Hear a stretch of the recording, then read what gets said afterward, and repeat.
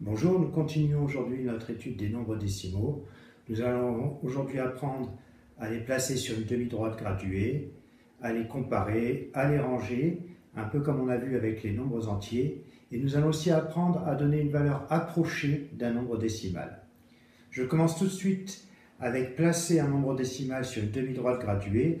Donc vous connaissez le concept, on l'a vu dans ENT0, je crois. À propos des nombres entiers, c'est la même chose avec un nombre décimal. Alors regardez ici sur mon schéma, j'ai une demi-droite graduée, donc son origine O, le point 0. Alors le point 1, le point 2, le point 3, le point 4, etc. Et vous voyez que chaque unité est divisée. Donc ici on a 1, 2, 3, 4, 5, 6, 7, 8, 9, 10. 10 divisions, ça fait des dixièmes. Donc là, cette demi-droite est graduée en dixièmes. Alors si par exemple je vous demande l'abscisse du point A, eh bien on regarde, le point A se trouve ici, donc on est à 1, 2, 3, 4, 4,1, 4,2, 4,3, 4,4, 4,5, 4,6. L'abscisse du point A, c'est donc 4,6. Ça va se noter A et entre parenthèses 4,6. Voilà l'abscisse du point A.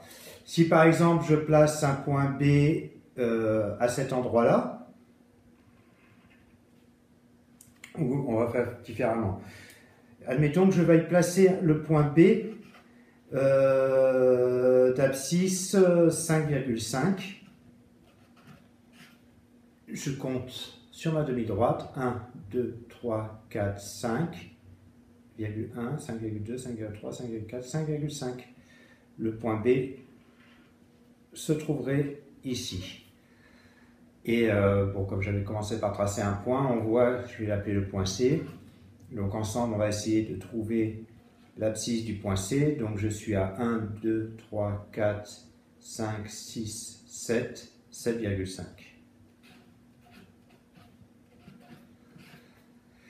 Alors, juste un petit mot, donc là j'ai fait commencer ma demi-droite graduée par le point 0, mais ce n'est pas toujours le cas. Par exemple, je vous ai dessiné en dessous un schéma qui représente un thermomètre médical.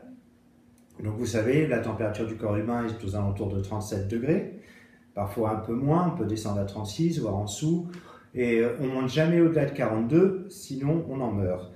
Donc le thermomètre va mesurer des températures entre 36 et 42 degrés Celsius, ce thermomètre médical.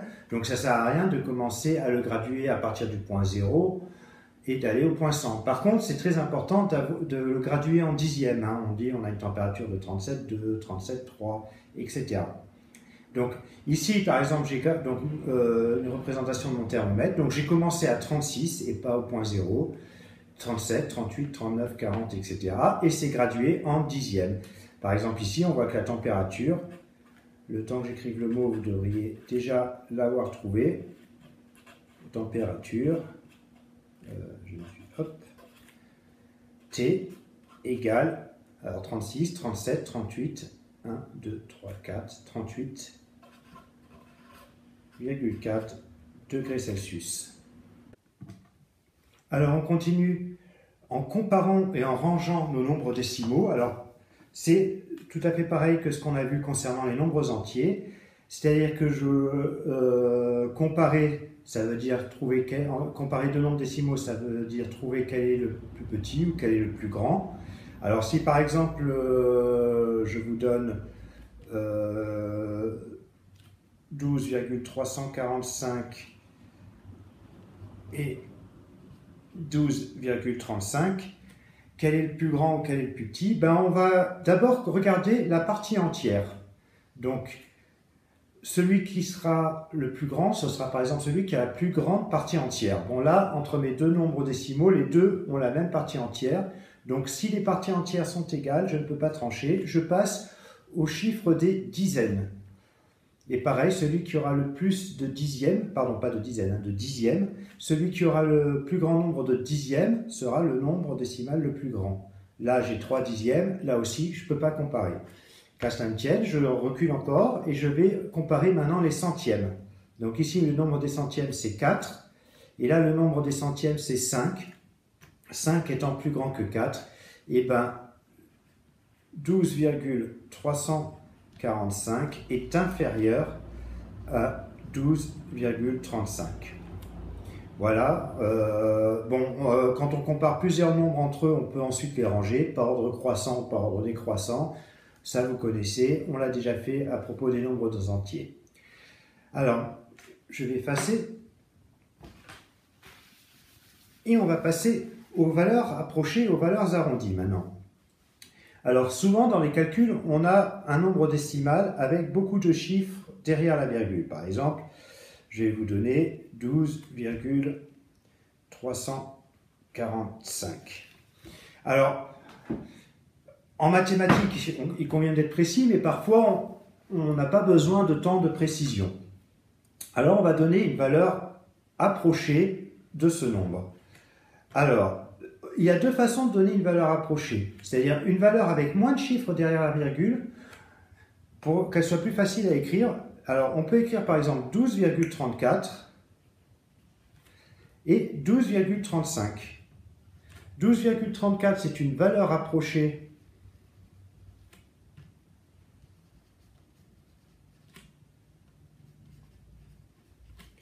on va dire par défaut. Alors,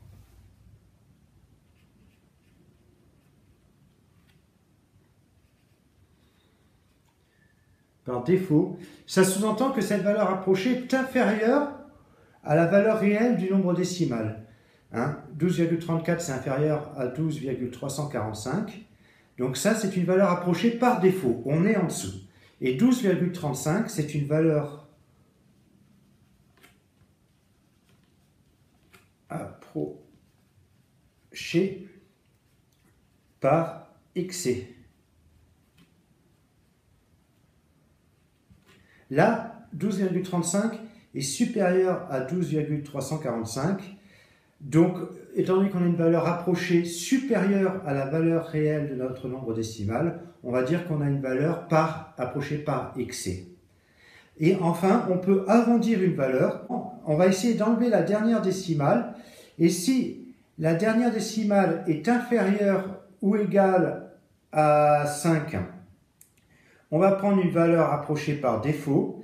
Et si la valeur de la dernière décimale est supérieure ou égale à 5, on va prendre une valeur approchée par excès.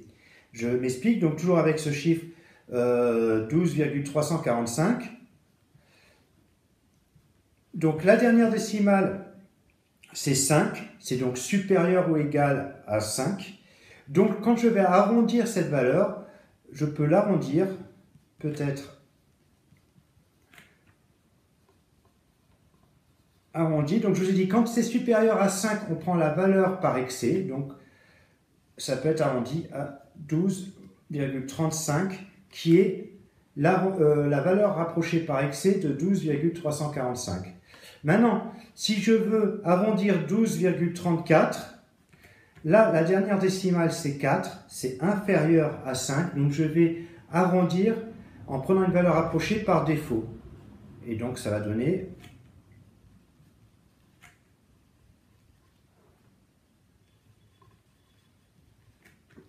Donc par défaut, 12,34, sa valeur approchée, c'est 12,3. On est en dessous de 12,34.